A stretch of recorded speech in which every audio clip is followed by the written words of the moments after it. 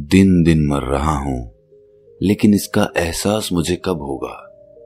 इंसान को हमेशा लगता है कि वो तो 70-80 साल जिएगा और इतनी उम्र तक मौत हमें छू भी नहीं सकती, चाहे हम इस बात को माने या ना माने।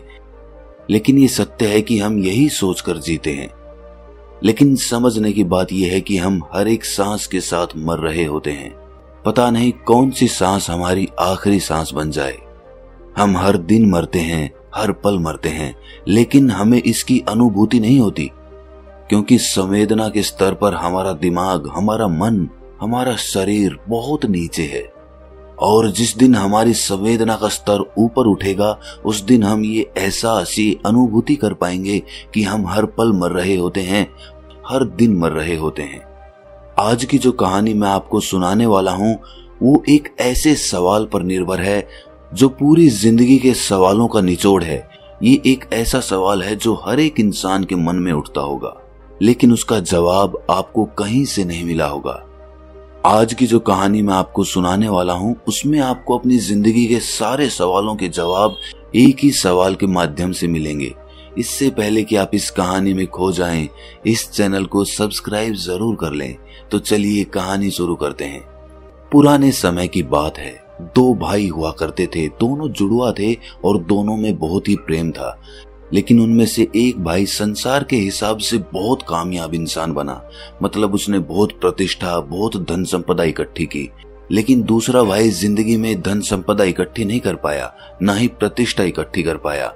वो गरीबी में अपना जीवन जी रहा था। ऐसे ही समय बीतते बीतते बहुत साल बीत गए और अब ऐसा समय आ चुका था कि दोनों भाई बुढ़ापे का शिकार हो चुके थे। उनके जीवन के कुछ ही वर्ष या कहें कि कुछ ही पल बचे थे जीने के लिए।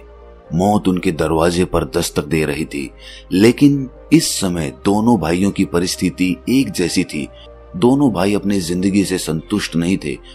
एक भाई ने जहां पर भरी पूरी जिंदगी जी, पूरी प्रतिष्ठा, पूरा मान सम्मान, पूरी धन संपदा इकट्ठी की, वहीं दूसरा भाई कम धन संपदा इकट्ठी करके भी अपना जीवन जैसे तैसे गुजार लिया था।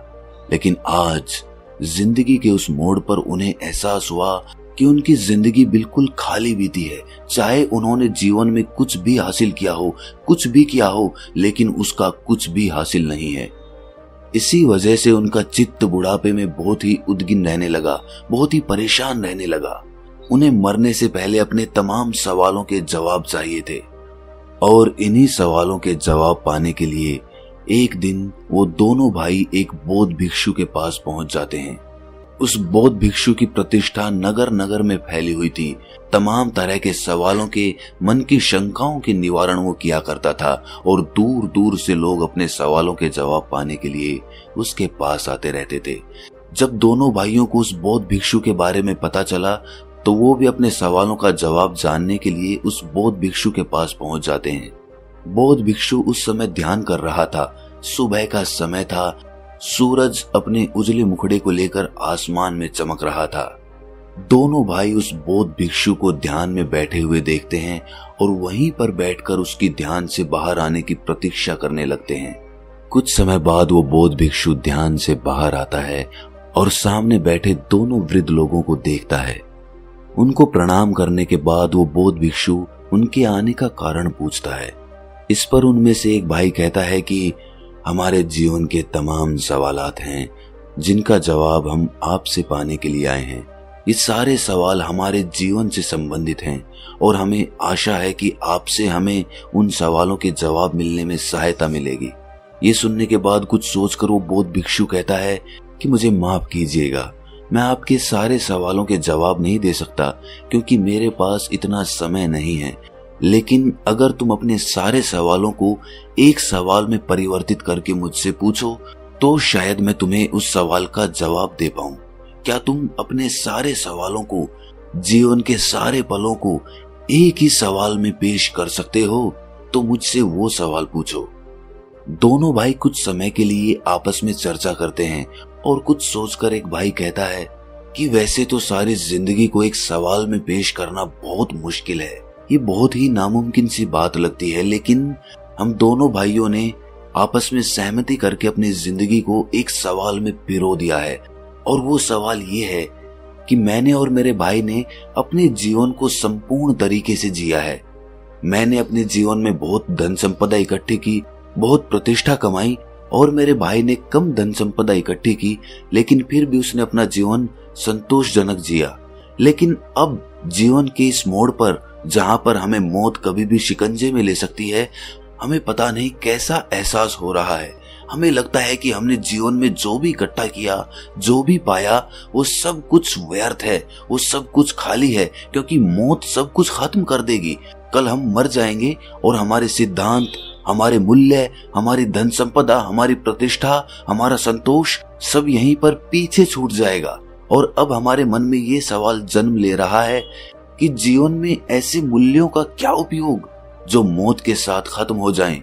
हमने अपने मूल्यों के लिए, जीवन के आदर्शों के लिए सब कुछ दांव पर रख दिया। हमने अपने बहुत अच्छे अच्छे रिश्तों का, अपने आदर्शों को, अपने मूल्यों को लेकर तावान कर दिया, उन्हें छोड़ दिया ताकि हमारे मूल्य, हमारे आदर्श बचे रह सकें। लेकिन आज जीवन के उस मोड़ पर हमें एहसास होता है कि वो सारे मूल्य एक बोझ की तरह हमारे सर पर बैठे हुए थे, और अब उन मूल्यों का क्या फायदा जब मौत उन सारे आदर्शों को, सारे मूल्यों को खत्म कर देगी। और ये सवाल हमारे मन को कचोट रहा है, हमारे मन को पीड़ा पहुंचा रहा है, क्योंकि हम जीवन के असली सत्य को पहचान ही नहीं पाए। और वो सत्य क्या है, ये हम अब भी नहीं जानते। और इस सत्य को जाने बिना मरना बहुत ही कष्टदायक अनुभव दे रहा है। कृपया करके मेरे इस सवाल का जवाब देने की कृपा करें। मैं जानना चाहता हूं कि इंसान के आदर्श, इंसान के मूल्य, इंसान की जीवन जीने की शैली कैसी होनी चाहिए ताकि वो बुढ़ापे में सभी सवालों से मुक्त होकर अपने प्राण त्याग सके। सवाल बहुत गहरा था। बौद्ध भिक्षु ने कुछ सोचकर इसका जवाब देना शुरू किया। उसने कहा कि जीवन के तमाम वर्षों तक हम ऐसे जीते हैं कि हम सदा के लिए जीने आए हैं। हमारा कोई अंत नहीं है, और जब तक कोई बीमारी या फिर बुढ़ापा हमें अपने शिकंजे में नहीं लेता, हमें लगता रहता है कि हम तो अजर अमर हैं, हमारी कोई मौत ही नहीं है। तुम बताओ कि बुढ़ापे से पहले तुम्हारे जीवन में कोई पल ऐसा आया जब तुम्हें लगा हो कि शायद ये सांस कहीं मेरी आखिरी सांस ना बन जाए? कभी ऐसा एहसास हुआ? कभी ऐसी अनुभूति हुई? क्या ऐसा सवाल तुम्हारे मन में कभी जवानी के दिनों में उठा? नहीं उठा होगा, क्योंकि उस वक्त इंसान तमाम तरह की वासनाओं में लिप्त रहता है। वो सोचता है कि जीवन में कुछ पाना है, धन इकट्ठा करना है, प्रतिष्ठा इकट्ठी करनी है, या फिर संतोष में अपना जीवन जीता है। और इसी प्रकार वो अपने मूल्यों को, अपने आदर्शों को अपने जीवन के लिए निर्धारित करता है। लेकिन जिस दिन कोई अनहोनी घटती है, जब मौत हमें अपने करीब नजर आती है, उस दिन हमारे मन में ये सवाल जरूर उठता है कि जीवन के आदर्शों का, जीवन के मूल्यों का क्या महत्व, उसका क्या हासिल? क्या हो अगर अभी मेरे प्राण निकल जाए? क्या मेरे आदर्श, क्या मेरे मूल्य मुझे संतोष दे सकते हैं, परिपूर्णता से मरने का साधन दे सकते हैं? और उस समय हमें एहसास होता है कि जीवन के आदर्श और जीवन के मूल्य वो थे जो समाज ने हम पर डाले, जो इस जमाने की देन है, वो हमारे अपने नहीं हैं। हमने दुनिया में देखा लोगों को धन संपदा और प्रतिष्ठा इकट्ठे करते हुए, और हमने अपने जीवन के आदर्श वही चुन लिए, वही बना लिए। लेकिन ये आदर्श, ये मूल्य कागज की नाव की भांति होते हैं। जब बारिश आती है तो वो कागज की नाव तहस नहस हो जाती है। लेकिन जब तक इंसान को ये एहसास होता है, तब तक बहुत देर हो चुकी होती है। तब तक उसे लगता है कि मैंने अपना पूरा समय गंवा दिया, मैंने अपना जीवन व्यर्थ के आदर्श, व्यर्थ के मूल्य इकट्ठे करने में लगा दिया, कंकड़ पत्थर इकट्ठे करने में लगा दिया, लेकिन मुझे कुछ भी हासिल नहीं हुआ। और अब मेरे पास समय ही नहीं बचा, क्योंकि मौत मेरे दरवाजे पर दस्तक दे रही है। और यही विचार इंसान के मन में, इंसान के हृदय में एक पीड़ा उत्पन्न कर देता है, एक असंतोष की भावना उत्पन्न कर देता है, जिससे वो परिपूर्णता से मर नहीं पाता, मौत को खुशी खुशी गले नहीं लगा पाता। लेकिन असली सवाल ये नहीं है। असली सवाल है कि मौत को खुशी खुशी गले लगाया जा सकता है? क्या परिपूर्णता के साथ, संतोष के साथ मृत्यु को पाया जा सकता है? और अगर इस सवाल का सटीक जवाब आपको मिल जाता है, तो आपको जीवन जीने की राह भी मिल जाती है, क्योंकि मौत ही होती है जो जीवन का दूसरा हिस्सा होती है, दूसरा पहलू होती है जो हमें जीवन जीने का मार्ग दिखलाती है। जरा सोचो कि तुम्हारी मृत्यु आज अभी यहीं पर हो जाए तो तुम्हें किस बात का पछतावा होगा। जरा सोचो, तुम्हें पछतावा होगा तमाम उन चीजों का जो तुम अपने जीवन में हासिल नहीं कर पाए, जो तुमने अपने लक्ष्य निर्धारित किए थे, तुम उन तक पहुंच नहीं पाए, और यही पीड़ा तुम्हारे मन को दीमक की तरह खा रही है। और अगर तुमने अपने लक्ष्य को हासिल भी कर लिया है, उसे पा भी लिया है, तो भी तुम्हारा मन संतोष में क्यों नहीं है? क्योंकि आज इस मोड़ पर तुम्हें पता चला कि वो लक्ष्य जो मैंने निर्धारित किया था, जो मैंने बनाया था, वो मिथ्या था, वो सच नहीं था, वो वास्तविक नहीं था, वो परमानंद देने वाला नहीं था। और इसीलिए वो लक्ष्य तुम्हारे मन को पीड़ा पहुंचा रहा है कि तुमने अंधकार में, अज्ञानता में एक गलत लक्ष्य को चुन लिया और जिंदगी भर उस लक्ष्य को पाने के लिए अपनी पूरी ताकत झोंक दी, और आखिर में तुम्हें पता चला कि वो लक्ष्य तो मिथ्या था, वो तो झूठा था। और जरा सोचो कि तुम लक्ष्य को पाने के लिए गलत दिशा में चले जा रहे थे, और जब तुम मीलों दूसरी दिशा में बढ़ते चले गए, तब तुम्हें दूसरे छोर पर पहुंचकर एहसास हुआ कि जीवन का लक्ष्य तो उस पार था, दूसरी तरफ था, लेकिन तुमने उसे आंखें खोलकर देखा ही नहीं, और तुम दूसरी दिशा में बढ़े चले जा रहे थे इस उम्मीद में कि शायद ये रास्ता जहां पर खत्म होगा वहां पर मेरा लक्ष्य मुझे मिल जाएगा। जिंदगी में खाना पीना तो जानवर भी खाते हैं, वो भी कमाते हैं, वो भी मेहनत करते हैं, वो भी अपना परिवार बसाते हैं, वो भी अपनी प्रतिष्ठा कायम करना चाहते हैं। लेकिन सोचने की बात यह है कि इंसान के लक्ष्य में और जानवर के लक्ष्य में क्या अंतर होता है, और अगर कोई अंतर नहीं होता तो क्या अंतर होना चाहिए। जानवर का लक्ष्य यहीं तक सीमित रहता है कि मुझे खाना मिल जाए और मैं आराम से अपनी जिंदगी जी सकूं। एक जानवर का यही लक्ष्य होता है। इसके अलावा उस जानवर को बच्चे पैदा करने में संतोष मिलता है और वो भोग और खाने के लिए अपना पूरा जीवन निकाल देता है। लेकिन आज के युग में हम देखते हैं कि इंसान भी इन्हीं चीजों का संग्रह करता है। वो चाहता है कि मैं धन संपदा इकट्ठी कर लूं, अच्छा घर बना लूं, अच्छा परिवार बसा लूं, और यही मेरा एकमात्र लक्ष्य है। इससे ज्यादा कुछ करना है तो समाज में प्रतिष्ठा भी बना लूं और मेरा जीवन परिपूर्ण हो जाएगा। कितनी समानता है दोनों के लक्ष्यों में। एक जानवर और एक इंसान का लक्ष्य लगभग बराबर सा लगता है, लगभग एक जैसा लगता है। तो फिर हम इंसान अपने आप को इंसान होने का अहंकार देकर क्यों जीते हैं? क्यों हम अपने आप को जानवरों से सर्वोपरि समझते हैं? अरे आखिर में हम जीवन तो वही जी रहे हैं जो वो जानवर जी रहे हैं, फिर दोनों में भेद क्या? लेकिन एक चैतन्य इंसान जिसकी चेतना थोड़ी ऊपर उठ चुकी है, उसे इस बात का एहसास होता है कि जानवर और इंसान में एक चेतना का फर्क होता है। जानवर की चेतना कम होती है, उसका होश कम होता है, वहीं इंसान की चेतना ऊपर होती है। इंसान की चेतना इस प्रकार बनाई गई है कि वो चाहे तो उससे परमात्मा को भी हासिल कर सकता है। लेकिन हम उस चेतना का उपयोग कहां पर करते हैं? धन संपदा, प्रतिष्ठा, ये छोटे छोटे लक्ष्य, ये कंकड़ पत्थर इकट्ठी करने में। उसी चेतना के स्तर को और ऊंचा उठाते हुए हम उस परमानंद का आनंद उठा सकते थे, उस परमात्मा को जान सकते थे। लेकिन वो चेतना हमने अपने जीवन काल में बर्बाद कर दी, व्यर्थ कर दी, और यही पीड़ा हमारे मन को कचोटती रहती है। वही चेतना हमें ये एहसास कराती रहती है कि तुम्हारे सारे लक्ष्य कंकड़ पत्थर की भांति थे, और इसी वजह से आदमी कभी परिपूर्णता के साथ नहीं मरता। समाज के सारे आदर्श, सारे मूल्य तुम्हारे ऊपर एक बोझ की तरह बने रहते हैं। तुम उनका पालन तो करते हो, लेकिन अधूरे चित्त से।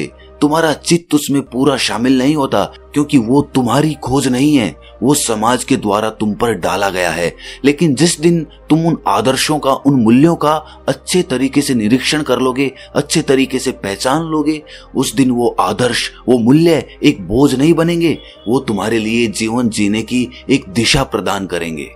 जीवन में इंसान का एकमात्र लक्ष्य होना चाहिए कि अपने चेतना के स्तर को ऊपर कैसे उठाएं, ताकि जीवन के हर पल को, हर क्षण को, हर सुख दुख को हम पूरे चैतन्य भाव से जी सकें और ये देख सकें कि दोनों एक ही सिक्के के पहलू हैं। सुख और दुख, दोनों में मेरी अवस्था एक समान है। मैं परम चैतन्य हूँ, चैतन्य के अलावा कुछ भी नहीं।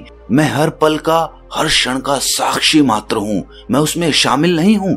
और जब ये भाव आदमी पैदा कर लेता है तो सारे व्यर्थ के लक्ष्य, उनके पीछे भागने की दौड़ खत्म हो जाती है और जीवन का एकमात्र लक्ष्य बचता है, और वो होता है चैतन्य आत्मा, चैतन्य रूप, चैतन्य मन, चैतन्य दिमाग, चैतन्य शरीर, चैतन्य इंद्रियां। जीवन में क्या हासिल करोगे, क्या पाओगे? सब कुछ खत्म हो जाएगा, मिट्टी बन जाएगा। और जब मिट्टी बनेगा तब तुम देखकर पश्चाताप करोगे कि मैंने तो अपने जीवन को ऐसे ही मूल्यवान समझ लिया था। अरे क्या मूल्यवान था इसमें? तुमने चेतना के स्तर को उठाया, तुम चैतन्य बने और आज तुम रो रहे हो। अब क्या होगा जब चिड़िया चुग गई खेत? कुछ क्षण बचे हैं जिंदगी में बुढ़ापे के बाद, अब पश्चाताप करके क्या फायदा? लेकिन कहते हैं कि जहां जागो वहीं सवेरा। चेतना पैदा करने के लिए एक एहसास, एक पल, एक क्षण ही काफी होता है और पूरा जीवन एक पल में रूपांतरित हो जाता है। अगर अब भी तुम्हारे अंदर ये होश पैदा हो जाता है कि जीवन क्या है, जीवन का असली मतलब क्या है, अगर तुम ये भली भांति जान पाते हो, तुम्हारा अवचेतन मन इस बात को समझ पाता है, तो तुम्हारा जीवन इसी पल से रूपांतरित हो जाएगा। और जीवन के जितने भी बचे हुए पल हैं उनको जीने में तुम्हें पश्चाताप नहीं होगा। पूरे चैतन्य होकर जियोगे, पूरे होश में जियोगे। जरा सोचो, अगर हम ऐसे जीवन जिए कि हर दिन मेरा आखिरी दिन बन जाए, मुझे लगे हर सुबह मेरा एक नया जन्म हो, हर दिन एक नई शुरुआत हो, एक नए चैतन्य का जन्म हो, एक नया इंसान पैदा हो। सोचो, अगर ऐसी जिंदगी, ऐसी सोच हम पैदा कर लें तो जीवन कितना रूपांतरित हो सकता है। हर दिन हमारे लिए अनोखा बन सकता है, हर दिन हमारे लिए चैतन्य के स्तर को ऊपर उठाने की एक सीढ़ी बन सकता है। लेकिन हम करते क्या हैं?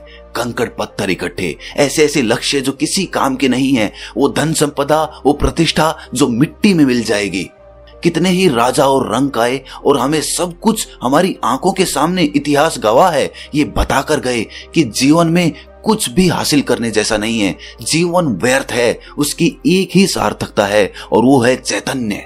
चैतन्य मन। आपका मन जितना चैतन्य होगा, जितना संवेदनशील होगा, उतना ही आप प्रकृति का, लोगों से बात करने का आनंद उठा पाएंगे। लेकिन अगर आप उस जगह पर मौजूद ही नहीं है, आप होश में ही नहीं है, तो आप क्या करेंगे? वो पल, वो क्षण बेकार, व्यर्थ, आपके जीवन में वो घटित ही नहीं हुआ, ऐसा प्रतीत होगा आपको। और जब आप प्रकृति में उपस्थित नहीं रहते तो आप दोष देते हैं कि मैंने तो लक्ष्य और आदर्श इतने अच्छे बनाए थे, लेकिन जीवन में कुछ हासिल ही नहीं हुआ। लक्ष्य निर्धारित करना चैतन्य नहीं है, वो चेतना नहीं है। लक्ष्य को निर्धारित करके आप होश में जीना नहीं सीख सकते, आनंद में जीना नहीं सीख सकते। जरा सोचो, क्या ये सत्य नहीं है? यही तो परम सत्य है जीवन का, और यही बुढ़ापे का आखिरी सवाल है जिसका जवाब उन दोनों वृद्ध लोगों को दिया। तो दोस्तों, बुढ़ापा आने से पहले जाग जाओ, क्योंकि बुढ़ापे में अगर आप चैतन्य होते हैं तो आपको पश्चाताप हाथ लगेगा। आप सोचोगे कि मैंने जीवन के कितने ही पल निद्रा में गंवा दिए, ऐसे ही गंवा दिए, रोते रोते गंवा दिए, सोए हुए गंवा दिए। और आज जब होश में आए, जब उस पल की कीमत समझी, तो बहुत देर हो चुकी थी। तुमने अपने जीवन के तमाम पलों को नष्ट कर दिया था। अब क्या हासिल होगा? कुछ क्षण बचे हैं, उनको होश में जी लो। आज ही जवानी में, आज ही संकल्प करो कि जीवन परिवर्तित करके रहेंगे, होश में जिएंगे, अपनी चेतना के स्तर को ऊपर उठाने पे काम करेंगे। तो दोस्तों, कैसी लगी आपको ये कहानी? कमेंट सेक्शन में जरूर बताना, और अच्छी लगी तो इस चैनल को सब्सक्राइब जरूर कर लेना। तो मिलते हैं अगली कहानी में, तब तक के लिए अपना ख्याल रखें।